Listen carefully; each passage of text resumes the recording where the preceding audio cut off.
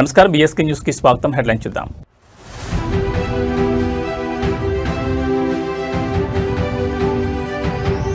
రాబోయే 5 ఏళ్లలో దేశంలోనే నంబర్ 1 డిజిటల్ ఇండస్ట్రియల్ హబ్ గా ఏపీని మారుస్తామని నేతల ధీమా.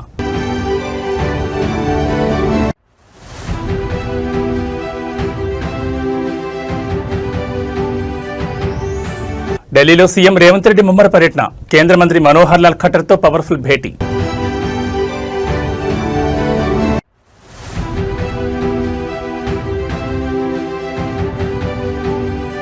ఏడాది పెరుగుతున్న ఫోక్సో కేసులు, ప్రభుత్వానికి కనీసం చలనం లేదా, కాంగ్రెస్ సర్కార్పై హరీష్ రావు పవర్ఫుల్ గర్జన.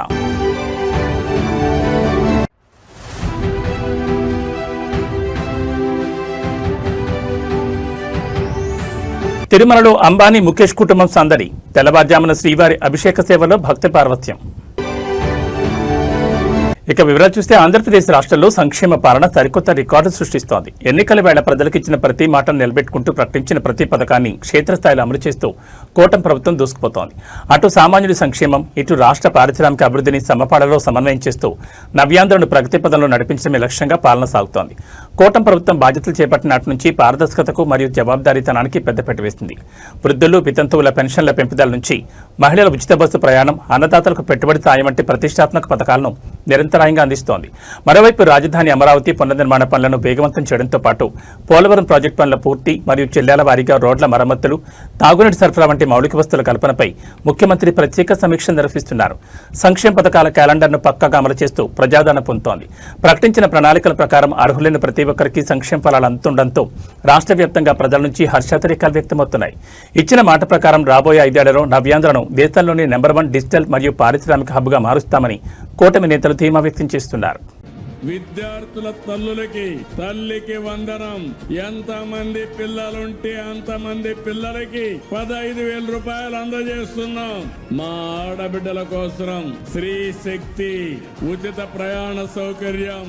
మీరెక్కడికి పోవాలన్నా ఎవ్వరి దయాదార్శనాలు లేకుండా ఈ రోజు ఈ మీటింగ్ లో కూడా మెజారిటీ మా ఆడబిడ్డలే వచ్చారు. మనస్ఫూర్తిగా అభినందిస్తున్నా. దీపం గ్యాస్ రేట్లు పెరుగుతున్న యుద్ధం కారణంగా, కానీ మా ఆడబిడ్డలకు మాత్రం చెప్పిన మాట ప్రకారం 3 సిలిండర్లు ఇస్తున్నాను. అది నా కమిట్మెంట్ అని మరొక్కసారి విజ్ఞప్తి చేస్తున్నా.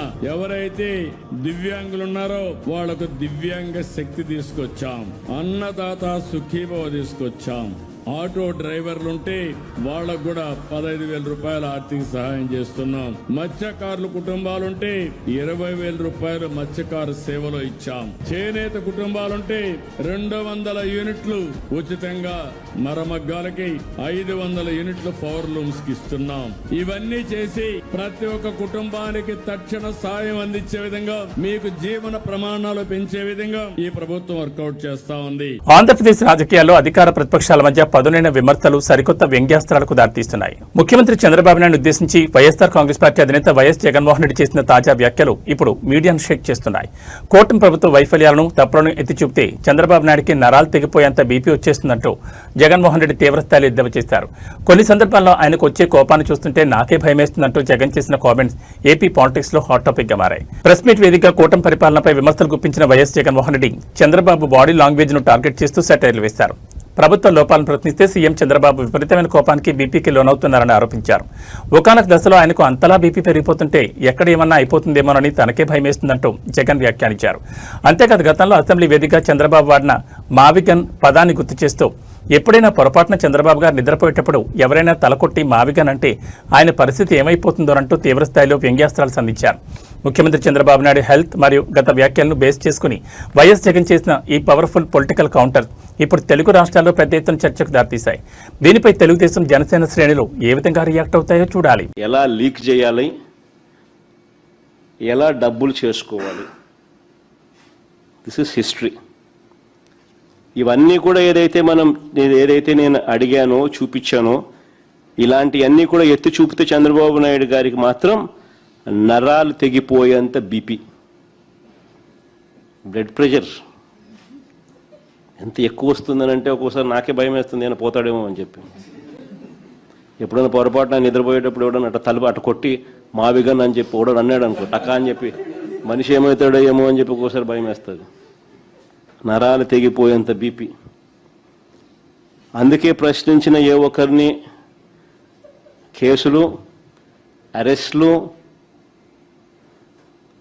ఎవరైనా మీరు ప్రశ్నించండి, ఎక్కడైనా కానీ ప్రశ్నిస్తే చాలు కేసులు, అరెస్టులు భయపెట్టడం. తెలంగాణ ప్రగతి చక్రం మరింత వేగంగా పరుగులు పెట్టడమే లక్ష్యంగా ముఖ్యమంత్రి రేవంత్ రెడ్డి ఢిల్లీ వేదికగా ముమ్మర ప్రయత్నాలు చేస్తున్నారు. తన పర్యటనలో భాగంగా ఇవాళ ఆయన కేంద్ర విద్యుత్, గృహ నిర్మాణ, పట్టణ వ్యవహారాల శాఖ మంత్రి మనోహర్ లాల్ ఖట్టర్తో ప్రత్యేకంగా సమావేశమయ్యారు. తెలంగాణలోని మున్సిపాలిటీల రూపురేఖలను మార్చడంతో పాటు రాష్ట్రంలో ప్రతిష్టాత్మకంగా చేపట్టబోయే గృహ నిర్మాణ పథకాలు, విద్యుత్ రంగ సంస్కరణలకు కేంద్రం నుంచి పూర్తిస్థాయి మద్దతు, నిధులు కేటాయించాలని సీఎం విజ్ఞప్తి చేశారు.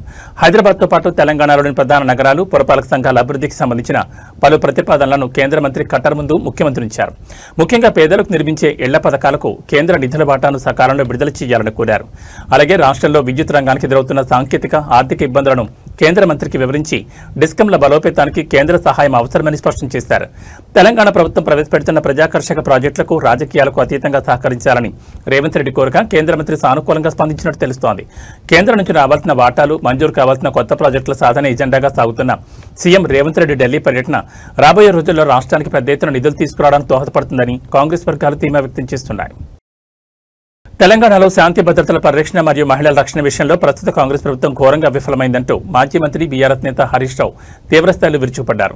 రాష్ట్రంలో లా అండ్ ఆర్డర్ పూర్తిగా కుప్పకూలిపోయిందని, దొంగతనాలు, మర్డర్లు, ఫోక్సో కేసులు రోజురోజుకు పెరిగిపోతున్న ప్రభుత్వానికి కనీస చలనం లేదని ఆయన మండిపడ్డారు. కాంగ్రెస్ హయాంలో చిన్నపిల్లలపై లైంగిక దాడులు ఎక్కువవుతున్నాయంటూ అధికారిక గణాంకాలను బయటపెట్టిన హరీష్ రావు మహిళా రక్షణ విభాగాలపై ప్రభుత్వం ఫోకస్ లోపించిందని దుయ్యబట్టారు. ప్రెస్ మీట్ వేదికగా కాంగ్రెస్ పాలనపై హరీష్ రావు గణాంకాలతో సహా బాణాలు సంధించారు. 2024 సంవత్సరంలో 2200 మంది చిన్నపిల్లలపై అఘాయిత్యాలు జరిగితే 2025 నాటికి ఆ సంఖ్య ఏకంగా 2400కు పెరిగిపోయిందని ఆయన ఆందోళన వ్యక్తం చేశారు. ప్రభుత్వం సరైన చర్యలు తీసుకుంటే కేసులు తగ్గాలి, కానీ ఇలా ఎందుకు పెరుగుతాయని ఆయన నిలదీశారు. అంతేకాకుండా పోలీస్ శాఖలోని లోపాలను ఎత్తి చూపుతూ మహిళా వింగ్ ఉన్నతాధికారికి అదనపు బాధ్యతలు అప్పగించడం వల్లే వారు మహిళల రక్షణ మరియు భద్రతపై పూర్తి స్థాయిలో ఫోకస్ చేయలేకపోతున్నారని విమర్శించారు. హోంశాఖను కలిగి ఉన్న సీఎం రేవంత్ రెడ్డి తక్షణమే దీనిపై సమీక్ష జరపాలని డిమాండ్ చేశారు. రాష్ట్రంలో నేరాల నియంత్రణలో ప్రభుత్వం ఉదాసీనంగా వ్యవహరిస్తోందన్న హరీష్ రావు వ్యాఖ్యలు ఇటు పోలీస్ వర్గాలు, అటు రాజకీయ క్షేత్రంలో తీవ్ర చర్చకు దారితీశాయి. విపక్షాల ఆరోపణలపై కాంగ్రెస్ నేతలు ఏ విధంగా కౌంటర్ ఇస్తారో వేచి చూడాలి. ప్రతిరోజు ఈ రాష్ట్రంలో 5-6 చోట్ల చిన్న పిల్లల మీద లైంగిక దాడులు జరుగుతా ఉన్నాయి. ప్రభుత్వం ఏం చేస్తా ఉంది అని నేను అడుగుతా ఉన్నా. ఈరోజు ముఖ్యంగా ఈ రాష్ట్రంలో కాంగ్రెస్ ప్రభుత్వం వచ్చిన తర్వాత ఈ చిన్నపిల్లల మీద లైంగిక దాడులు విపరీతంగా పెరిగిపోయినాయి. 2024 సంవత్సరంలో 2200 మంది చిన్నపిల్లల మీద పోక్సో కేసులు నమోదైనాయి, లైంగిక దాడులు జరిగినాయి. 2025 సంవత్సరంలో ప్రభుత్వం కనీసం చర్యలు తీసుకుంటే తగ్గలే. 2025లో 2400 మంది చిన్నపిల్లల మీద అత్యాచారాలు జరిగినాయి. అంటే ఈ ప్రభుత్వం అసలు పట్టించుకోవడం లేదు. ప్రతి సంవత్సరం ఫోక్సో కేసులు పెరుగుతా ఉన్నాయి. ఇది నేను చెప్తున్న లెక్క కాదు, అఫీషియల్ డాటా. ఎన్సీఆర్బీ డాటా ప్రకారంగానే తెలంగాణ రాష్ట్రంలో రోజు రోజుకు చిన్నపిల్లల మీద అత్యాచారాలు పెరుగుతా ఉన్నాయి. సంవత్సరానికి కేసులు పెరుగుతా ఉన్నాయి. అంటే ఈ ప్రభుత్వం పట్టించుకోవడం లేదు. ఆనాడు కేసీఆర్ గారు ప్రత్యేకంగా మహిళల కోసం ఒక అడిషనల్ డీజీ ర్యాంకులో ఉమెన్ వింగ్ ను పెట్టి, షీ టీమ్స్ ను పెట్టి అనేక చర్యలు తీసుకున్నారు.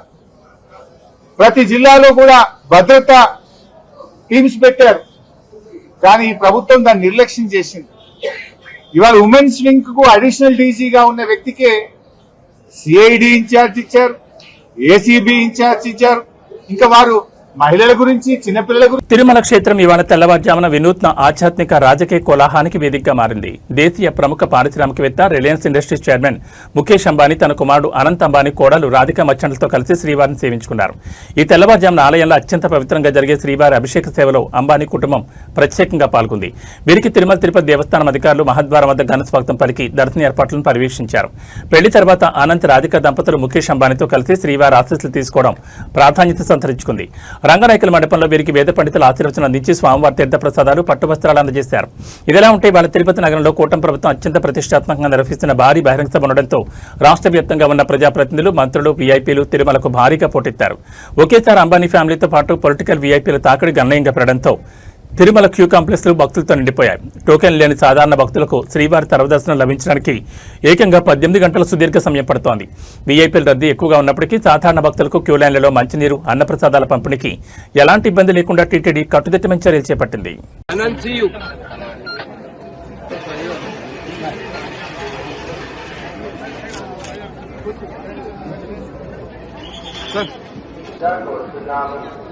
రామారావు గారు శ్రీరంగరాజపురం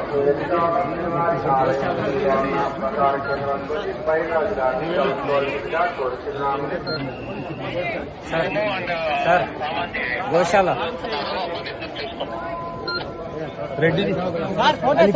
కాకినాడ జిల్లా తుని మండలంలో 6 రోజుల క్రితం అదృశ్యమైన 2 ఏళ్ల పసికందు జ్ఞానేశ్వరి కేసు ఇప్పుడు తెలుగు రాష్ట్రాల్లో తీవ్ర చర్చనీయాంశంగా మారింది.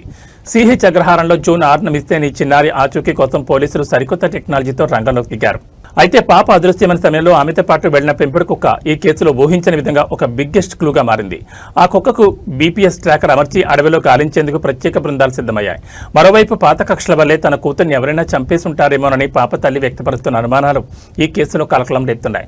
జూన్ 6న సిహెచ్ అగ్రహారంలోని తన నివాసం బయట ఆడుకుంటూ జ్ఞానేశ్వరి అదృశ్యమైంది. ఆ సమయంలో కుటుంబానికి చెందిన పెంపుడు కుక్క కూడా పాపతో పాటు వెళ్లిపోయింది. అయితే కొంత సమయం తర్వాత కుక్క మాత్రమే ఒంటరిగా తిరిగి గ్రామానికి రావడం, పాప కనిపించకపోవడంతో అనుమానాలు బలపడ్డాయి. కుక్క ఖచ్చితంగా పాపను తీసుకెళ్లిన రూట్ను గానీ లేదా ఏదైనా ప్రమాదం జరిగిన ప్రాంతాన్ని కానీ గుర్తించుంటుందని భావిస్తున్న తుని పోలీసులు దానికి అత్యాధునిక జీపీఎస్ ట్రాకర్ పరికరాన్ని అమర్చి తిరిగి సమీపంలోని అటవీ ప్రాంతంలోకి తీసుకెళ్లి దర్యాప్తు చేయాలని నిర్ణయించారు. దీని ద్వారా పాప ఎక్కడ ఉందనే సమాచారం లభిస్తుందని నమ్ముతున్నారు. అదే సమయంలో కుటుంబంలో ఉన్న పాత కక్షల కోణాన్ని కూడా పోలీసులు వదిలిపెట్టడం లేదు. పాత కక్షల నేపథ్యంలో కొందరు వ్యక్తులు తన పాపను కిడ్నాప్ చేసి హతమార్చారేమోనని తల్లి ఇచ్చిన ఫిర్యాదుతో పోలీసులు సదరు అనుమానితులను కూడా అదుపులోకి తీసుకుని రహస్యంగా విచారిస్తున్నారు. ఏది ఏమైనా ఈ చిన్నారి అదృశ్యం వెనుక ఉన్న అసలు రహస్యం త్వరలోనే బయటపడుతుందని పోలీసులు ధీమా వ్యక్తం చేస్తున్నారు. అలాగైతే 12 సార్ 12 అయితే దాటింది 11:50 సార్. అదే సార్ టైం చూసుకోలేదు. 12:20 ఇదంతా ఒక 40 నిమిషాలు 30 నిమిషాలు 1% కూడా డౌట్ లేదు సార్. అంతా క్లియర్, అంత లేదు. ఏంటండి?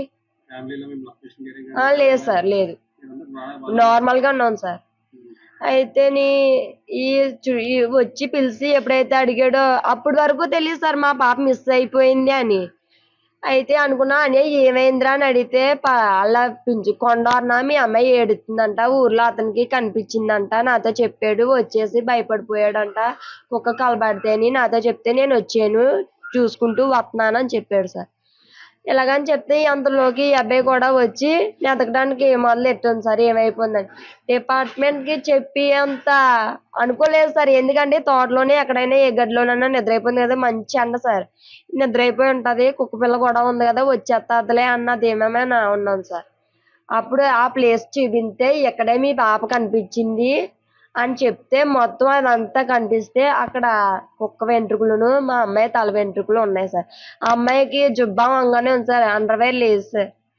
ఉంటేనే వీళ్ళు ఇలా పై సైడ్ వెళ్తే నేను ఇలా కింద సైడ్ వెళ్ళి ఒకవేళ ఎక్కడైనా ఉన్నదేమో నెతికి బోర్ల దగ్గరికి వెళ్ళాను సార్, ఏమన్నా కన్నాలాట ఉన్నాయని. ఏమీ లేదు సార్, ఎలా ఉన్నాయి అలాగే ఉన్నాయి, మొత్తం చూసాను సార్. మరి ఈ మధ్యలో ఏం జరిగిందో తెలియదు సార్. మొత్తం ఈ ప్రాసెస్ అంతా ఒక 30 నిమిషాల నుంచి 40 నిమిషాల్లోనే జరిగింది సార్. మరి టైం ఎగ్జాక్ట్ గా టైం ఎంత అవుతుందో తెలియదు సార్. నేను ఇంట్లో కూర్చుంటే పైనుంచే వచ్చాడు సార్ మాకు చెప్పిన అన్ని. అయితే పైనుంచి వచ్చి చెల్లి అని పిలిచి మీ పెద్ద బుజ్జమ్మ ఎక్కడ ఉంది అని అడిగారు సార్. వాళ్ళ నా దగ్గర ఉందన్యా కొత్తపల్లి కోచర్ దగ్గర వెళ్ళారు అన్యా అన్నాను. అంటే ఒకసారి కనుక్కో చెల్లి మీ ఆయనకు ఫోన్ చేసి అంటే నా దాంట్లో బ్యాలెన్స్ లేదన్యా నువ్వే ఫోన్ చెయ్యి అంటే వాళ్ళు ఫోన్తో చేశారు సార్. చేసిన తర్వాత ఈ అబ్బాయిని అడిగితే నా దగ్గర లేదు, వాళ్ళ అమ్మకి అప్పచెప్పేసానని వాళ్ళ నాన్న అన్నాడు సార్. వాళ్ళ నాన్న అంటే మేమిద్దరం అంటే వాళ్ళ అమ్మ దగ్గర ఉందని నేను నా దగ్గర ఉందని ఈ అబ్బాయి అనుకున్నాం సార్. అంత మేము నలుగురిమే ఆ పక్కనే.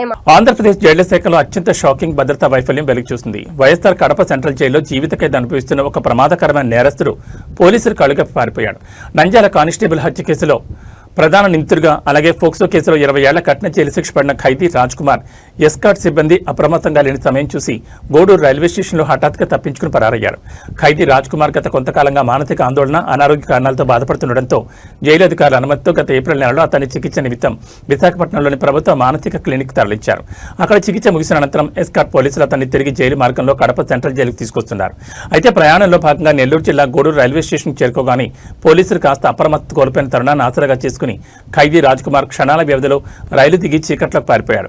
నిందితుడు నేర చరిత్ర చూస్తే సమాజానికి అత్యంత ప్రమాదకరమైన వ్యక్తి కావడంతో రైల్వే ప్రొటెక్షన్ ఫోర్స్ మరియు లోకల్ పోలీసులు గూడూరు జంక్షన్ పరిసరాలను జల్లెడపడుతున్నారు. ఒక కానిస్టేబుల్ను చంపిన కేసులో ముద్దాయిగా ఉన్న వ్యక్తిని తరలించడంలో ఎస్కాట్ పోలీసులు ఇంత నిర్లక్ష్యంగా ఎలా వ్యవహరించారనే దానిపై ఉన్నతాధికారులు తీవ్ర ఆగ్రహం వ్యక్తం చేస్తున్నారు. బాధ్యులైన సిబ్బందిపై క్రమశిక్షణ చర్యలకు ఆదేశించారు. ప్రస్తుతం నిందితుడి ఫోటోలను అన్ని పోలీస్ స్టేషన్లకు పంపి గూడూరు రైల్వే స్టేషన్ సీసీటీవీ ఫుటేజ్లను క్షుణ్ణంగా పరిశీలిస్తున్నారు.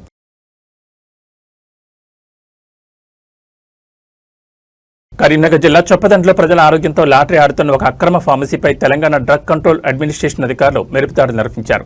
ఎలాంటి అధికారిక లైసెన్స్ లేకుండా నిబంధనలకు విరుద్ధంగా నడుపుతున్న ఒక మెడికల్ షాప్ను అధికారులు ఇవాళ సీజ్ చేశారు. ఈ ఆకస్మిక తనిఖీల్లో సుమారు 5,51,000 రూపాయల విలువైన భారీ మందుల స్టాకును అధికారులు రెడ్ హ్యాండెడ్గా స్వాధీనం చేసుకున్నారు. చొప్పదండి పరిధిలో ఎలాంటి అనుమతులు లేకుండా కొందరు వ్యక్తులు మెడికల్ షాప్ ఏర్పాటు చేసి మందుల దందా సాగిస్తున్నట్లు డీసీ అధికారులకు రహస్య సమాచారం అందింది.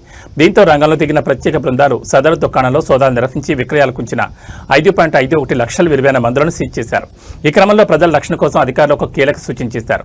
ప్రజలు ఫార్మసీలలో మందులు కొనుగోలు చేసే ముందు సదర్ షాపునకు అసలు అనుమతి ఉందో లేదో తెలుసుకోవడానికి అధికారిక పోర్టల్ ఆన్లైన్ డ్రగ్ లైసెన్సింగ్ సిస్టంలోని థర్డ్ పార్టీ వెరిఫికేషన్ ద్వారా ఫార్మసీ లైసెన్స్ను సులభంగా తనిఖీ చేసుకోవచ్చని అధికారులు స్పష్టం చేశారు.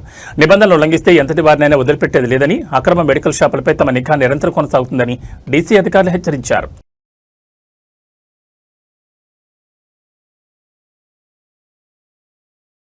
హైదరాబాద్ ఉప్పల్ జంక్షన్లోని ప్రతిష్టాత్మక స్కైవాక్ వద్ద గురువారం రాత్రి ఒక షాకింగ్ ఘటన వెలుగు చూసింది. ఇక్కడ పబ్లిక్ లిఫ్ట్లో రాహుల్ అనే యువకుడు సాంకేతిక లోపం కారణంగా ఏకంగా 2 గంటలకు పైగా లోపలే చిక్కుకుపోయాడు. రాత్రి వేళ లిఫ్ట్ మధ్యలోనే ఆగిపోవడం, అత్యవసర సమయాల్లో స్పందించాల్సిన టెక్నీషియన్లు తీవ్ర ఆలస్యం చేయడంతో సదరు యువకుడు లిఫ్ట్ లోపలే ఊపిరాడక తీవ్ర అస్వస్థతకు గురయ్యాడు. తాను ఒక హార్ట్ పేషెంట్నని, లోపల శ్వాస తీసుకోవడానికి నరకం చూశానని బాధితుడు ఆవేదన వ్యక్తం చేయడం నగరంలో తీవ్ర కలకలం రేపుతోంది. గురువారం రాత్రి ఉప్పల్ స్కైవాక్ లిఫ్ట్ ఎక్కిన రాహుల్ అది మధ్యలోనే ఆగిపోవడంతో లోపలే లాక్ అయిపోయాడు. ఎంత ప్రయత్నించినా డోర్లు తెరుచుకోకపోవడం, లోపల గాలి ఆడకపోవడంతో యాంగ్జైటీ పెరిగిపోయింది. బాధితుడు మరియు స్థానికులు అలర్ట్ చేసిన ఎమర్జెన్సీ టెక్నీషియన్లు సకాలంలో రాకపోవడంతో దాదాపు 2 గంటల పాటు ప్రాణాలు అరచేతులు పెట్టుకుని ఎదురు చూడాల్సిన పరిస్థితి వచ్చింది. చివరికి అర్ధరాత్రి దాటిన తర్వాత సుమారు 1:15 ప్రాంతంలో టెక్నీషియన్లు వచ్చి అతన్ని సురక్షితంగా బయటకు తీశారు. తాను గుండె జబ్బుతో బాధపడుతున్నానని, అధికారుల నుంచి సరైన స్పందన లేకపోవడం వల్లే ప్రాణాల మీదకు వచ్చిందని బాధితుడు కన్నీరు పెట్టుకున్నాడు. లక్షలాది రూపాయలు వెచ్చించి నిర్మించిన స్కైవాక్ లిఫ్ట్ల నిర్వహణ ఇంత దారుణంగా ఉండడంపై ఉప్పల్ స్థానికులు తీవ్ర ఆగ్రహం వ్యక్తం చేస్తున్నారు. భవిష్యత్తులో ఇలాంటి ప్రాణాంతక ఘటనలు పునరావృతం కాకుండా జీహెచ్ఎంసీ, హెచ్ఎండీ అధికారులు తక్షణమే చర్యలు తీసుకోవాలని డిమాండ్ చేస్తున్నారు.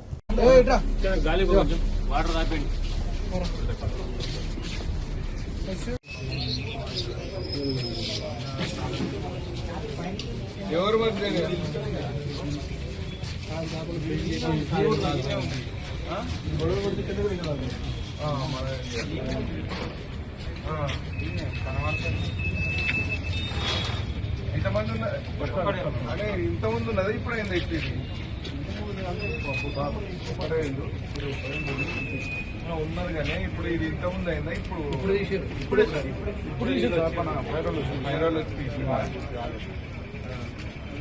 డోర్ ఓపెన్ చేస్తే స్టక్ అవుతుంది. ఆయన ఫోన్ చేసి ఆయన చెప్తాడు. Tollywood senior star producer Allu Aravind నేటి తరం ప్రేమాయణాలపై చేసిన సంచలన కామెంట్స్ ఇప్పుడు సోషల్ మీడియాలో సెగలు రేపుతున్నాయి. ఒకప్పుడు ప్రేమ అంటే పవిత్రత, త్యాగం అనే భావన ఉండేదని, కానీ ఈ జనరేషన్లో లవ్ డెఫినేషన్ పూర్తిగా మారిపోయిందంటూ ఆయన చేసిన బోల్డ్ స్టేట్మెంట్స్ నెట్టింట వైరల్ అవుతున్నాయి. ఇప్పటి రోజుల్లో లవ్ అంటే ఏంటో తెలుసా అంటూ అల్లు అరవింద్ ఓపెన్ గా వివరిస్తూ చెప్పిన మాటలు యువతను ఆలోచనలో పడేసేలా ఉన్నాయి. ఒక సినిమా ప్రమోషన్ ఈవెంట్లో నేటి ట్రెండ్ పై మాట్లాడిన అల్లు అరవింద్ ఇప్పటి లవ్ స్టోరీ లైఫ్ సైకిల్ ను చాలా ప్రాక్టికల్ గా ఎండగట్టారు. ఇప్పుడు లవ్ అంటే మొదట జనం లేని ఏదైనా సినిమాకు వెళ్ళడం, అక్కడ థియేటర్లో కార్నర్ సీట్స్ లో కూర్చొని సినిమా చూడడం, ఆ తర్వాత 2 షాపింగ్ మాల్స్ తిరిగి షాపింగ్లు చేయడం, చివరికి ఆ లవ్ కాస్త ఓయోలో ఎండ్ అవుతుందంటూ ఆయన సూటిగా వ్యాఖ్యానించారు. ఈ జనరేషన్ రిలేషన్షిప్స్ ఎలా ఉంటున్నాయో ఏమాత్రం మొహమాటం లేకుండా ఆయన బయటపెట్టిన తీరు చూసి అక్కడ వారంతా ఒక్కసారిగా వాక్కయ్యారు. అల్లు అరవింద్ సమాజంలో ఉన్న వాస్తవ పరిస్థితుల్ని ప్రాక్టికల్ గా కాస్త బోర్డుగా చెప్పారని చాలా మంది నెటిజన్లు సపోర్ట్ చేస్తుంటే లవ్ను అంత నెగిటివ్ గా చూపించాల్సిన అవసరం లేదంటూ కొందరు భిన్నాభిప్రాయాలు వ్యక్తం చేస్తున్నారు. ఏది ఏమైనా మెగా ప్రొడ్యూసర్ నోటి నుంచి వచ్చిన ఈ ఓయో కామెంట్స్ మాత్రం ప్రస్తుతానికి ఫిల్మ్ సర్కిల్స్ లో మోత మోగిస్తున్నాయి. ఈరోజు మీ లవ్ స్టోరీ విందాం.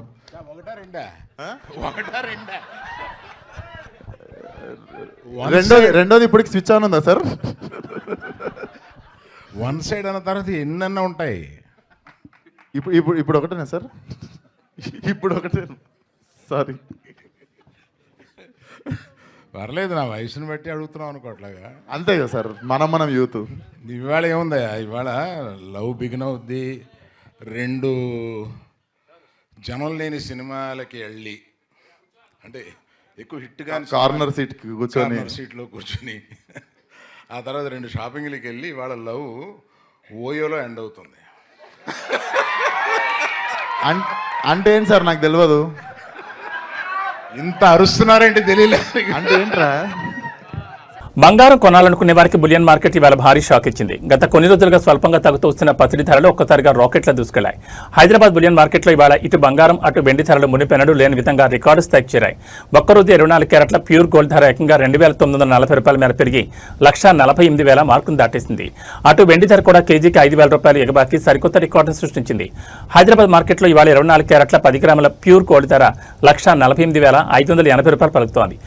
ఇక సామాన్యులు ఎక్కువగా కొనుగోలు చేసే 22 క్యారెట్ల 10 గ్రాముల ఆర్నమెంట్ బంగారం ధర ఇవాళ ఒక్కరోజే 2,700 పెరిగి ఏకంగా 1,36,200కు చేరింది. కాగా తెలుగు రాష్ట్రాల్లోని విజయవాడ, విశాఖపట్నం, వరంగల్ వంటి ప్రాంతాల్లో స్థానిక పన్నులు, మేకింగ్ ఛార్జీలను బట్టి ధరల్లో స్వల్ప మార్పులు ఉండొచ్చు. ఇక బంగారంతో పాటే వెండి కూడా ఇవాళ కొండెక్కి కూర్చుంది. కేజీ వెండి ధరపై ఏకంగా 5,000 పెరగడంతో మార్కెట్లో ప్రస్తుతం కేజీ వెండి 2,65,000గా రికార్డైంది. అంతర్జాతీయ మార్కెట్లలో నెలకొన్న ఆర్థిక అనిశ్చితి, ఇన్వెస్టర్లు సురక్షితంగా పెట్టుబడికి భావించి బంగారంపై మొగ్గు చూపడం వల్లే ఈ స్థాయిలో ధరలు పెరిగినట్లు మార్కెట్ నిపుణులు విశ్లేషిస్తున్నారు. పెళ్లిళ్ల సీజన్ నడుస్తున్న తరుణంలో ఈ రేట్ల పెంపు సామాన్యుల జేబులకు భారీ చిల్లు పెట్టనుంది.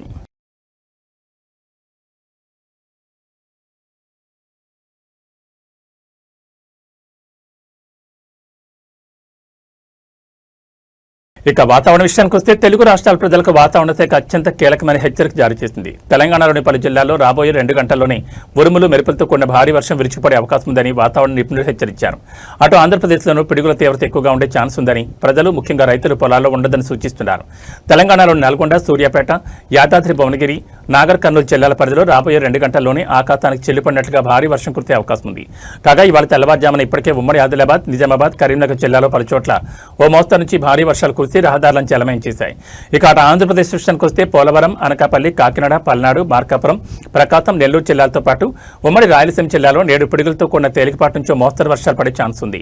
వర్షం పడే సమయంలో ఎవరూ చెట్ల కింద కానీ, విద్యుత్ స్తంభాల వద్ద కానీ నిలబడొద్దని విపత్తు నిర్వహణ శాఖ హెచ్చరించింది. రుతుపవనాల కదలికల వల్ల ఈ ఆకస్మిక మార్పులు చోటు చేసుకున్నాయని, ప్రయాణాల్లో ఉన్నవారు, వాహనదారులు రహదారులపై వరద నీటిని గమనిస్తూ అప్రమత్తంగా వెళ్లాలని అధికారులు సూచిస్తున్నారు.